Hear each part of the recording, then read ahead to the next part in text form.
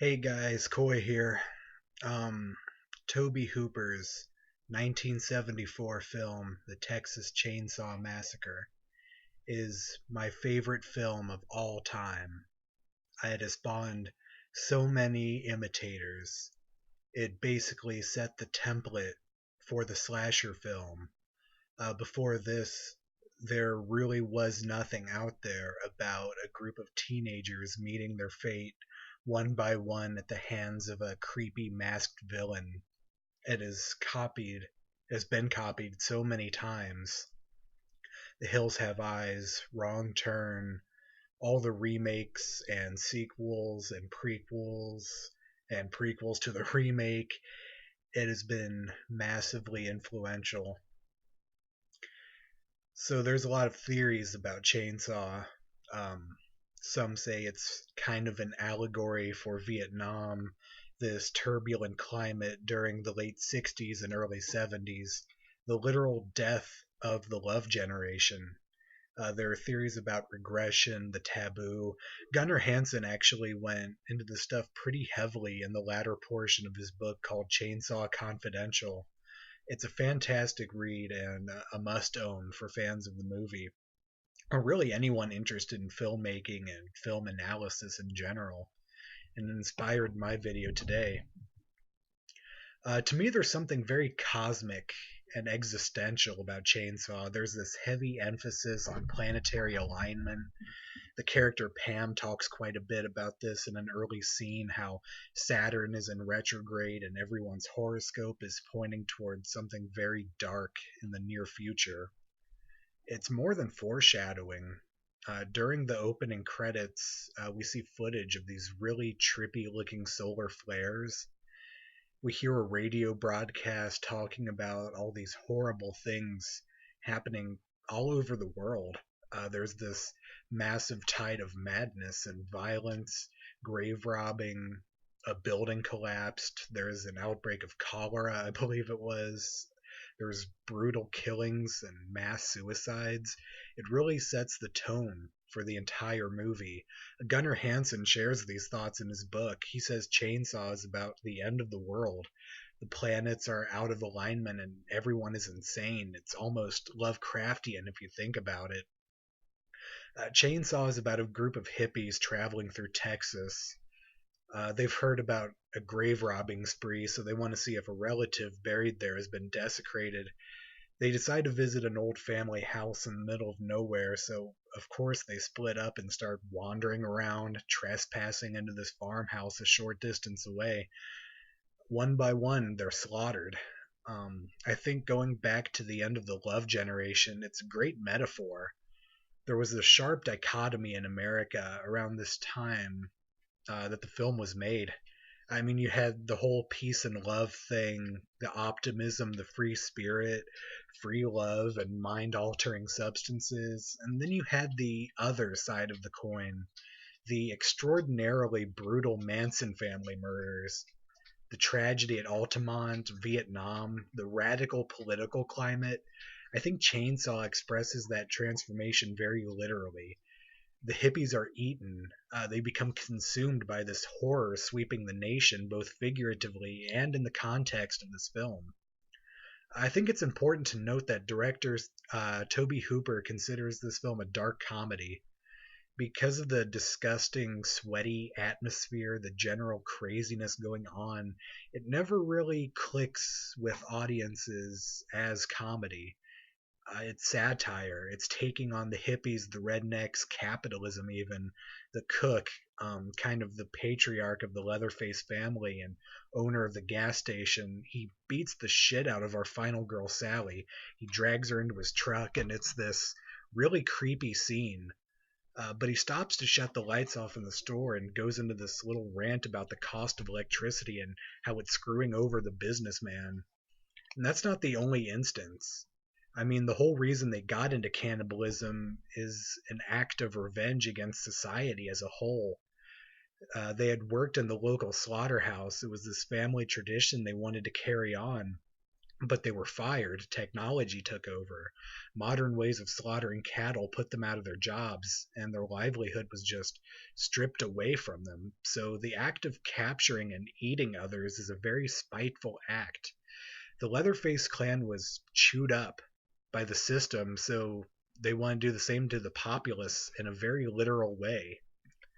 It's a very cynical, dark satire about the new way, the death of the hippies, the death of tradition, this dystopia that has affected both the kids in the van and their killers.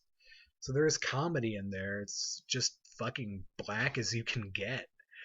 Um, Going back to the Lovecraft comparison, Chainsaw is just madness.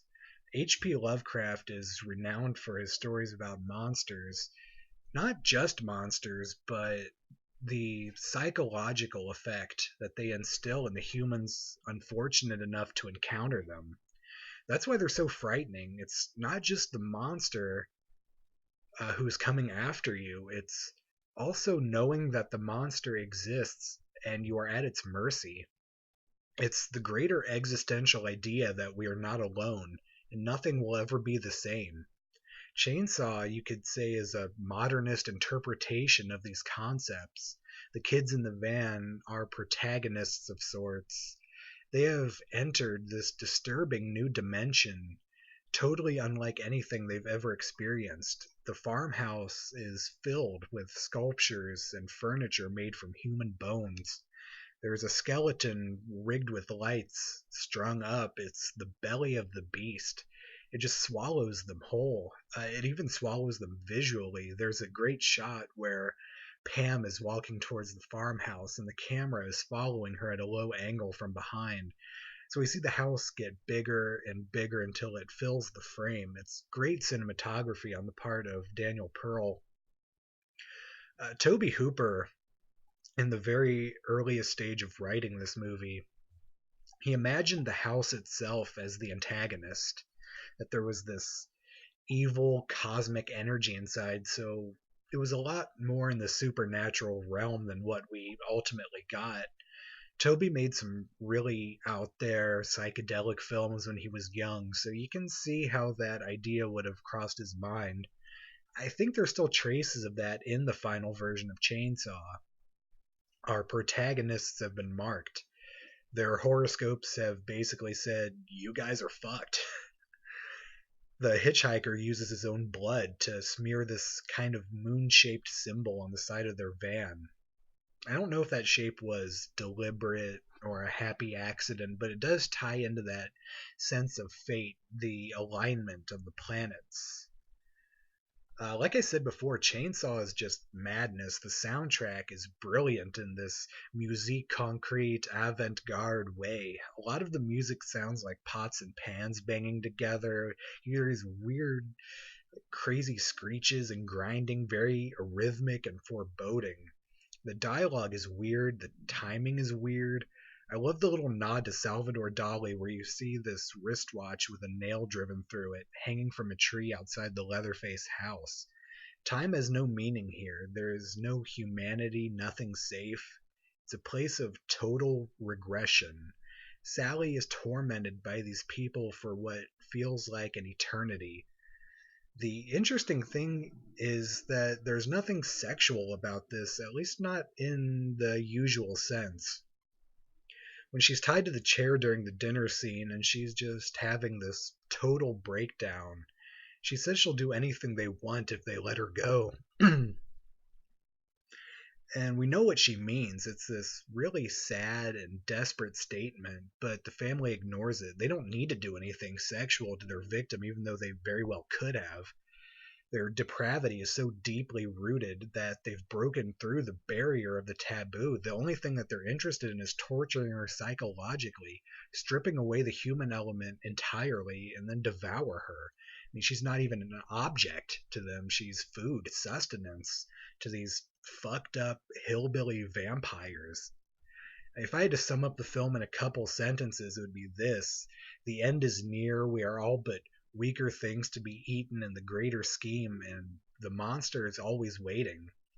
I want to talk a little bit about the character, or lack thereof. Leatherface, he has no name. He is defined by the mask he wears. He is literally taking on the personalities of others because he has no personality of his own. Without his mask, he's nothing. I think that's a really scary concept. The dissociation. I mean, we all wear masks. We all put up a face when we meet someone new. It's this way of protecting ourselves, holding our real self sacred, and not exposing that to people we don't trust.